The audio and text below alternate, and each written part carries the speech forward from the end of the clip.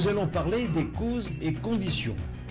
C'est donc la suite de notre enseignement sur cette Prajnaparamita. Le Bouddha nous dit, quand les causes et les conditions sont suffisantes, les yeux sont là.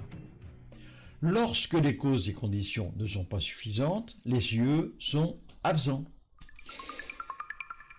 Les éléments constitutifs de notre expérience humaine dans ce corps n'existent qu'en dépendance de ces fameuses causes et conditions. Si l'une de ces causes ou si l'une de ces conditions se détériore ou disparaît, notre expérience dans ce corps se termine, car les conditions de vie ne sont plus réunies pour se maintenir dans un état optimum.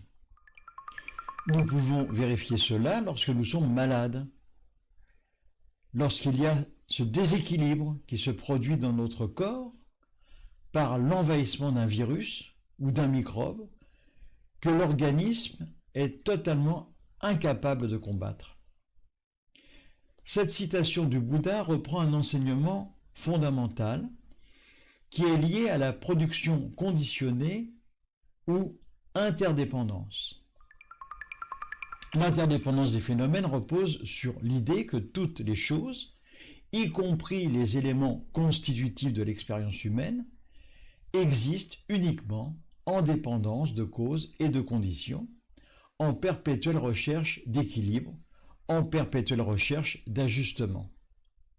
En clair, rien n'existe de manière autonome ou indépendante.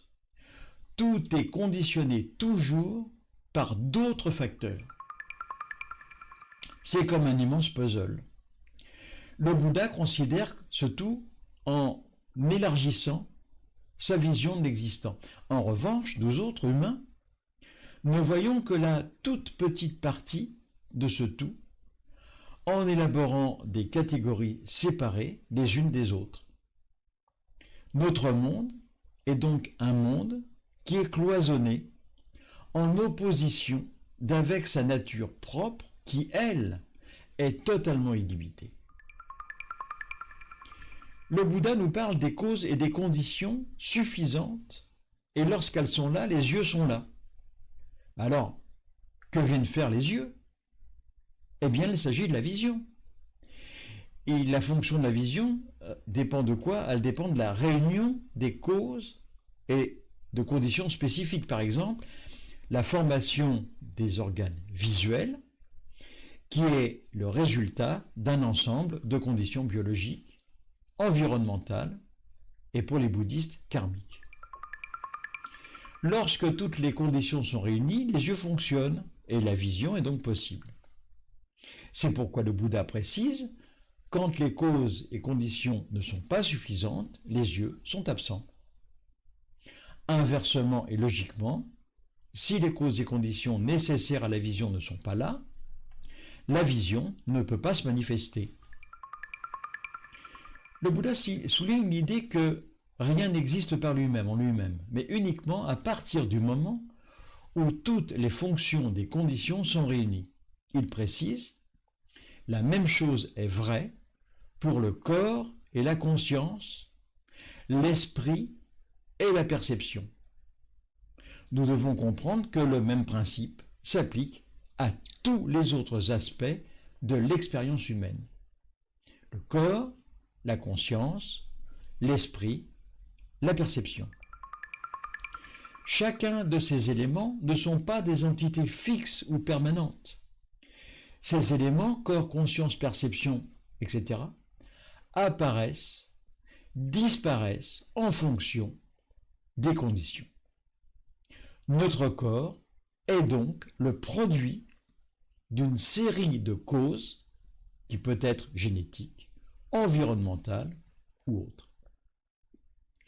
Notre conscience émerge en fonction des stimuli et des conditions mentales.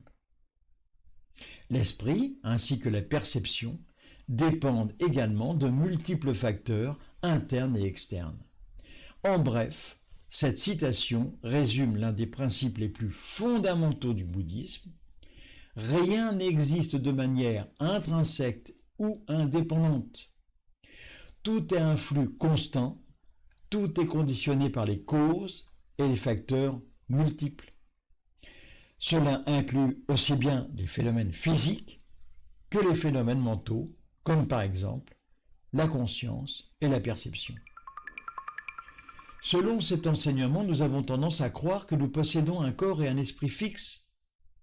Mais le Bouddha enseigne que même ces éléments sont impermanents et changent constamment en fonction des causes et conditions. Lorsque ces conditions changent, le corps, la conscience ou même les facultés sensorielles comme les yeux changent et disparaissent. En résumé, cette citation enseigne que tout, y compris les aspects corporels et mentaux de notre existence, sont conditionnés et interdépendants. Rien n'a d'existence indépendante ou permanente. C'est cela la grande illusion. Cela reflète la notion d'impermanence, anicca, et du non-soi, anatta. Deux concepts centraux dans le bouddhisme qui nous invitent à réaliser que l'idée d'un moi fixe et stable est une pure illusion. Alors, que recherchent les chercheurs de vérité? Eh bien, c'est ce que nous verrons la prochaine fois. En attendant, n'oubliez pas de me retrouver sur le site kalameo.com afin de retrouver certains de mes enseignements. Dans la rubrique auteur, vous tapez Félix Hellens, et puis, pour se quitter, n'oubliez pas, restez toujours curieux, cela va vous aider à vous épanouir. À la prochaine.